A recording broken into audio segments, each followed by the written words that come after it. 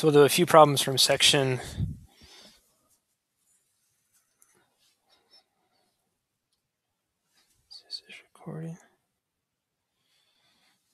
We'll do a few problems from section 2.1 and then 2.2. First, to solve this equation, you want to get the x by itself, so you add 1 to both sides, and that gives you negative 5/7 x is equal to, add 1 to both sides to get 4 is equal to 4. And then we have to deal with this fraction.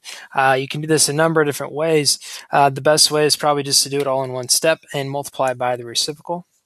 So we multiply by negative 7/5 on both sides. And that will cancel out, or these will divide to 1, we should say. 7 divided by 7 is 1, 5 divided by 5 is 1, negative times a negative is 1. And so we're left just with x. And on the other side, we have negative 28/5 for x. And of course, we can always plug back in for x to check our work. On number 43, let's move this 43 over, give ourselves some more room. We have these fractions here. We don't like fractions. We'd rather not have them. So we can clear them out. To clear them out, we want to pick a number that is divisible by both 3 and by 2, because then we can divide the fraction away. So there's a lot of numbers at work, but the smallest one is 6. And if you choose the smallest one, it will make the most sense. And we're going to multiply the entire thing times 6, so on both sides. So 6 divided by 3, so this 6 here divided by 3 is 2, and so that gives me 2 times y minus 3. And then 6 divided by 2 on the second fraction is 3, so that gives me 3 times y minus 2. And then 6 times negative 1 is negative 6. Now you can distribute the 2 into the parentheses and the negative 3 into the parentheses. Don't forget the negative. And you get 2y is equal to negative 6 minus 3y. And then plus 6 is equal to negative 6. And now, I don't know why I had an equal sign there. 2y minus 6 when we distribute, and then negative 3y plus 6 when we distribute is equal to negative 6. Now combine like terms, we have a 2y and a minus 3y, which gives us minus y. And then minus 6 and positive 6 is just 0. And so negative y is equal to negative 6.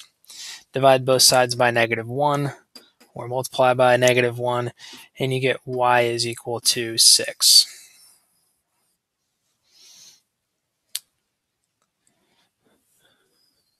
Okay, let's look at another one from this section. One where there's a lot of distributing. On a problem like this, just be careful that you're not making mistakes. First thing I would probably do is combine like terms. So we have this 4 and this 1 we can put together on one side. So although that's not, well, let's do that, and we'll do this in one step. So 4 plus 1 is 5. And then we'll also distribute the negative 6. And don't forget it is negative. So that's negative 12x plus 3. And then the 1 is already with the 4 to make 5. And then 3. And then distribute the 2 to get 10 minus 2x. Now, I would combine like terms on both sides. Kind of do this a few, don't skip steps. So 5, positive 5 and positive 3 is 8. So that's negative 12x plus 8 is equal to 13 minus 2x. Now I got to get the x's on one side and the constants on the other side. Let's move the x's over here. You can do this either way. I'm going to add 2x to both sides. And in the same step, let's subtract 8 from both sides. And notice that we're only combining like terms here. So that's negative 10x is equal to, as negative 12 plus 2 is 10. And that's 0. and then this is equal to positive 5. 13 minus 8 is 5, and then that's 0. So I have negative 10x is equal to 5. I can divide by negative 10 and reduce to get x is equal to negative 1/2. And once again, be sure to plug that number back into x and check your work. Okay, let's look at the next section, section 2.2.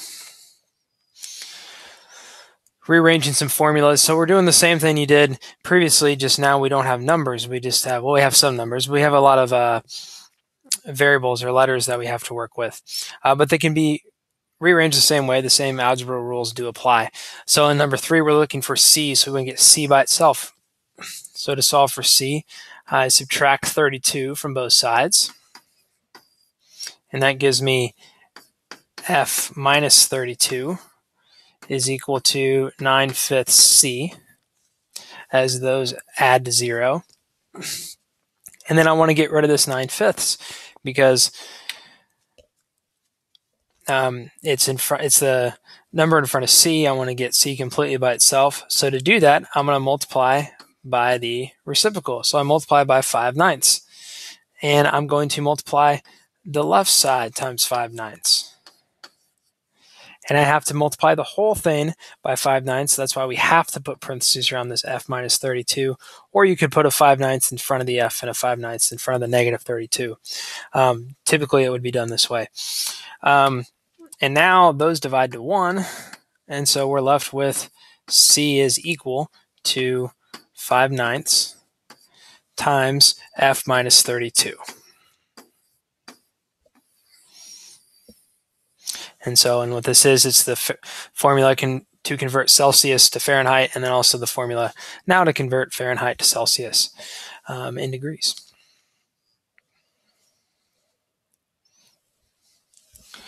On number 27, we want to solve for x. So notice we have a ton of x terms. There's one here, there's one here, and there's one here. We need to get all those x terms on the same side, but none of them are like terms. There's the bell for lunch. None of them are like terms, so we can't combine them. We can just put them on the same side. So I'm going to subtract this xw squared, and that gives me xy plus, or xy squared, plus xz squared minus, actually, let's put the w in. Well, let's leave it. Plus xz squared, order doesn't really matter, and then minus xw squared is equal to -6. Okay, now I have all my x terms on one side. I want to get x by itself. Well, these are not like terms over here on the left side, but they do have an x in common. And so I have a greatest common factor of x, and I can pull that x out front, and that would give me y squared plus z squared minus w squared is equal to -6. And then now I can get x by itself by dividing by, get some more paper here, by dividing by what's in the parentheses. There we go. So I divide by y squared plus z squared minus w squared. And that's just one term. That'll all divide to 1. And I have to do that on the other side. So let's divide y squared plus z squared minus w squared. And that will give me x is equal to -6 over y squared plus z squared minus w squared.